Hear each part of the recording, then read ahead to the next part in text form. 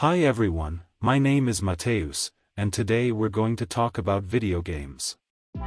A new Silent Hill game called The Short Message may be on its way, according to a Korean rating. The Game Rating and Administration Committee of Korea has given a rating to the previously unannounced Silent Hill, The Short Message. Unfortunately, it's not known what this new game is, or even what platforms it will appear on. Some have speculated that the title could allude to a playable teaser, not unlike PT, the last mainline Silent Hill release. The publisher was listed as Uniana, the publisher of Konami's recent free-to-play soccer fiasco, eFootball 2023. It's also unknown whether The Short Message will be a new installment in the Silent Hill, a teaser, a spin-off, or mobile game. Considering Uniana's production of arcade cabinets, it could even be a new Silent Hill arcade experience. A slew of leaks and rumors have pointed to, potentially, multiple new Silent Hill games in the works. Whether or not Silent Hill, The Short Message is connected to these leaks is unclear. Atlus is suing fans who hosted their own servers for the long-closed MMO Shin Megami Tensei Imagine Online. As spotted by Twitter user Marsh, the lawsuit was first filed in December 2021 but has recently progressed to the point where defendants behind unofficial fan servers have been summoned to appear in court. Imagine Online was an MMO for PC set in a post-apocalyptic Tokyo, which had players exploring locations and completing quests in the hunt for loot. The game was first released in 2007 in Japan, followed by North America and Europe in 2008 and 2009. On May 24, 2016, 9 years after it first launched, Atlus made the decision to shut down the game's servers. In 2020, a group of fans doing business as Reimagine, Requimu, and comp_hack resurrected Imagine Online with a launcher, website and servers mimicking the original game and allowing fans to play the MMO once again. Requimu and comp_hack are the defendants named in the lawsuit docs. Reimagine has reportedly released a statement on its Discord server, claiming that until recently it was unaware of the court filing, and that it's now chosen to close down its server permanently.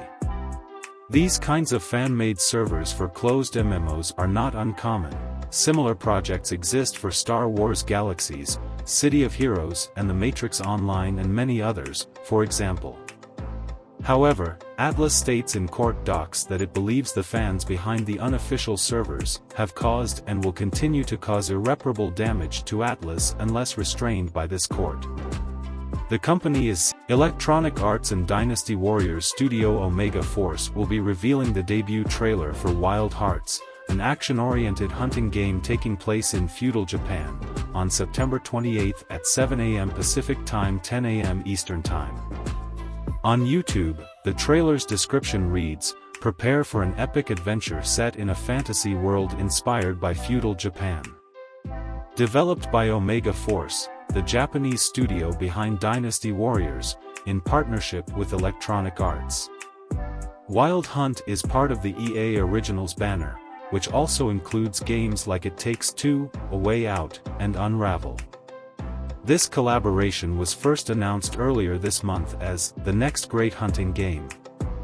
Omega Force and parent company Koei Tecmo have already created a monster hunting game franchise set in Japan called Toukiden, so there was some speculation that this new game could be Toukiden 3. However, it's now confirmed that it is an entirely new IP, Wild Hearts. E3 2023 has announced the dates of its return, June 13th to 16th, with separate days and halls for press and public. Following 3 years of uncertainty, E3 is set to return in 2023 at the Los Angeles Convention Center for an in-person experience. Partnered digital events will precede the physical expo, beginning on June 11th. But the legendary event will run from Tuesday, June 13th to Friday, June 16th. While recent E3's blended business and consumer sides of the industry into a single event, E3 2023 will separate them into two fairly distinct parts. Tuesday, June 13th to Thursday, June 15th will be dubbed E3 Business Days and will concentrate on industry professionals and gaming media. Meanwhile, Thursday, June 15th and Friday, June 16th be known as E3 Gamer Days, offering an increased focus on consumers where they can go hands-on with the future of gaming and connect with developers, content creators, media personalities, and more. Gamer Days will take place in a separate hall to Business Days. Netflix has announced the creation of an internal game studio. The streaming giant has established a studio in Helsinki, Finland, it announced Monday, led by former Zynga Helsinki general manager Marko Lastika. This is another step in our vision to build a world-class game studio that will bring a variety of delightful and deeply engaging original games, with no ads and no in-app purchases, to our hundreds of millions of members around the world, Netflix's games boss Amir Rahimi said. It's still early days, and we have much more work to do to deliver a great games experience on Netflix. Creating a game can take years, so I'm proud to see how we're steadily building the foundation of our game studios in our first year, and look forward to sharing what we produce in the coming years.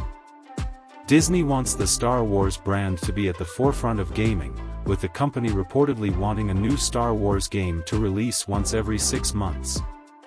Various sources to Insider Gaming say that the current plan, which Lucasfilm has signed off on, is to have 2 Star Wars games every fiscal year, with one being a major release and another being a smaller game. The report says that sources with knowledge of Quantic Dream believe that Star Wars Eclipse is a development nightmare, as the studio's engine is supposedly inadequate for such a large-scale project. It also notes that a Mandalorian game was teased by Xbox Era's Nick Special, with a tweet that's since been removed, though Henderson says that this is merely a rumor stemming from speculation. While EA no longer has exclusivity over the Star Wars license, it did confirm earlier this year that Respawn Entertainment is in charge of 3 Star Wars games. Interestingly, none of them are Star Wars Battlefront 3. MultiVersus new update makes it twice as long to level up fighters. According to the game's patch notes, the version 1.03 patch will make it twice as long to level up a character between level 3 and 15. Although characters can be leveled up beyond level 15, this is the stage at which the game's stat tracker considers a character to be mastered, with all their perks and profile icons fully unlocked. As such, some players set themselves a task of reaching level 15 with every character so they can say they've mastered them all according to the game's definition. Now, however, the amount of XP required to level up from level 3 to level 15 has been doubled, meaning it will take twice as long to progress through this stage. We were finding that players could get to level 15 of the mastery track too quickly, the patch notes read. This is to help us make it a bit more of a journey. The other major addition in version 1.03 is the inclusion of Rick Sanchez from Rick and Morty as the game's 20th playable character. Rick is a mage character and joins his grandson Morty, who was added to the game last month. Developer People Can Fly, Outriders, Bulletstorm, announced that it has had its cooperation agreement terminated by publisher Take-Two Interactive. This motion severely affects the current development plans for People Can Fly's Project Dagger, a title that has been in production at the developer's New York studio for the past 2 years.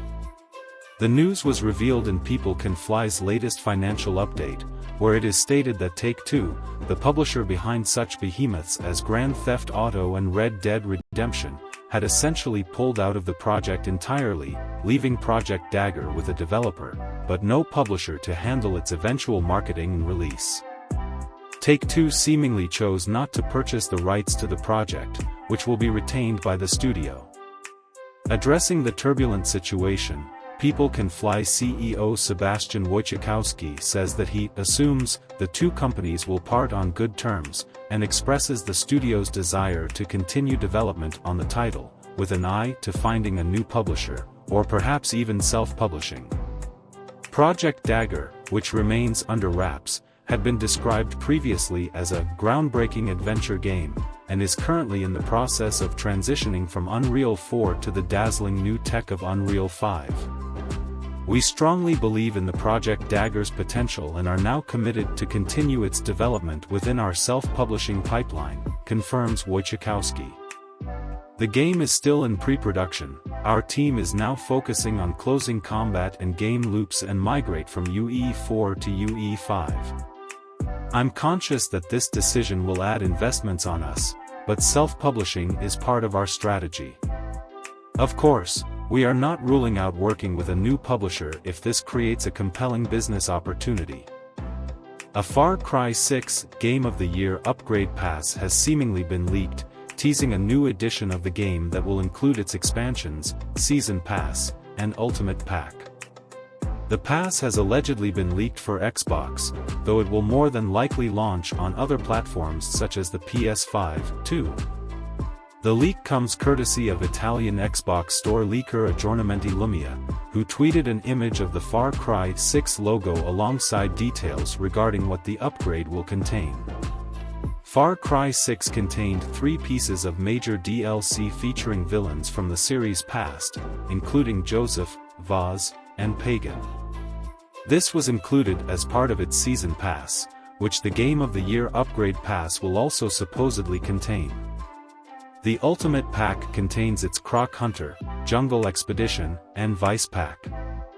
There's no word yet on when the Far Cry 6 Game of the Year upgrade pass will be released, though if it's been lifted from the Xbox store, it's likely that it'll become available sooner rather than later. That's all the news for today, Wednesday, September 28, 2022. If you enjoyed this video, don't forget to like and subscribe to this channel. The links to all the subjects discussed in this video are available in the description below. Thank you so much for watching, and I'll see you next time.